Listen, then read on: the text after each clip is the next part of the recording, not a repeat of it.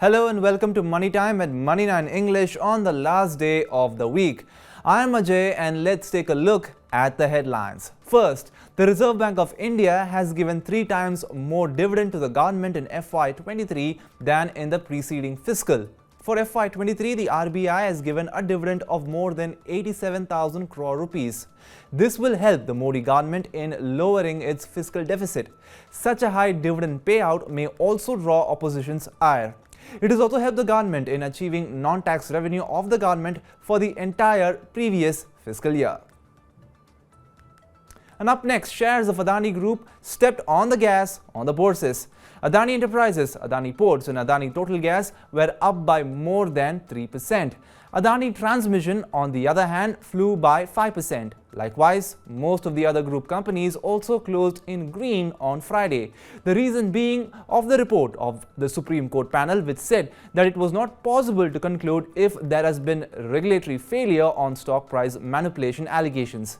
The Supreme Court has given time till August 14, 2023 to file its final investigation report on Hindenburg's allegation against the Adani Group. And up next, WhatsApp will soon be able to run only on the same phone where the linked SIM card is inserted. WhatsApp is considering bringing an update soon to introduce the SIM binding feature. The government has asked WhatsApp to bring the SIM binding feature. SIM binding refers to connecting a device like a smartphone with a SIM card. Currently, this technique is widely used by banks. Banking apps or payment apps like PhonePe and Google Pay work on the same phone that has a SIM card connected to a bank account. This technique is used for security purposes. With this new feature, WhatsApp will be able to prevent the increasing incidence of fraud through fake phone numbers. In recent days, several cases of fraud have come to light using cloned and fake international numbers.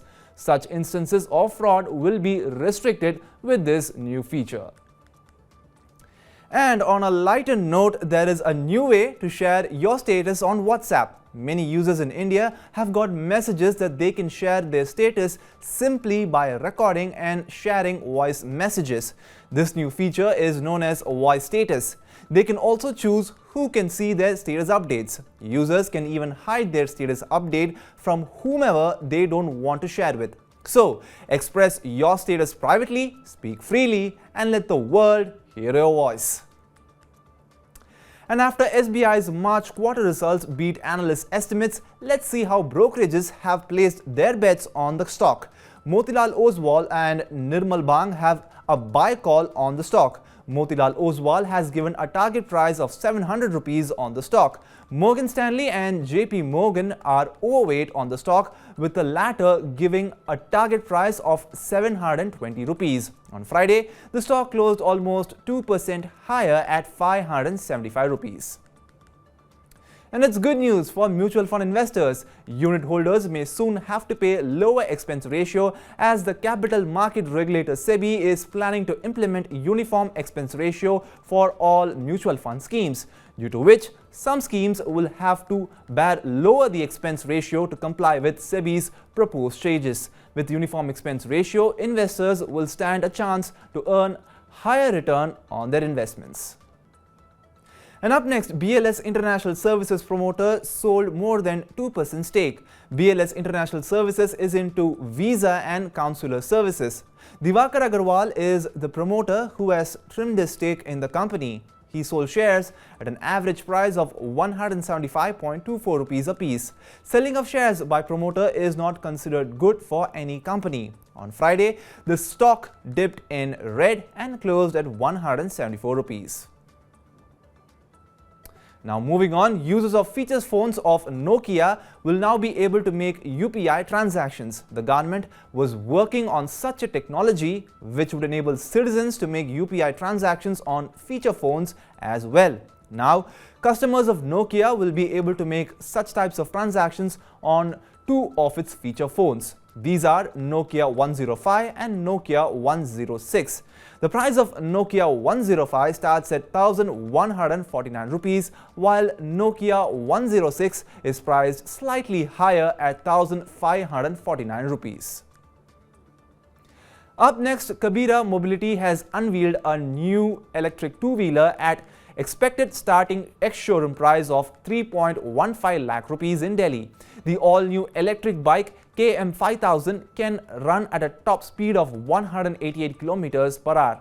Deliveries are expected to commence in 2024. It will give a range of 344 km on a single charge. The owner will be able to charge the cruiser electric bike from 0 to 80% in less than 2 hours. Goa-based electric vehicle startup Kabira Mobility has two other bikes plying on the roads of the country, which are KM3000 and KM4000. And the last one on the cards. A new opportunity for investors is available in the market where their money will be invested in shares and they will also get the comfort of insurance. Bajaj Allianz has rolled out India's first ULIP small cap fund. The scheme will track Nifty small cap 100 index. The fund will invest in companies with competitive advantage, good corporate governance, high ROE and ROCE, robust free cash flow and attractive valuations. A minimum of 60% will be invested in small cap stocks. The NFO ends on May 23, 2023.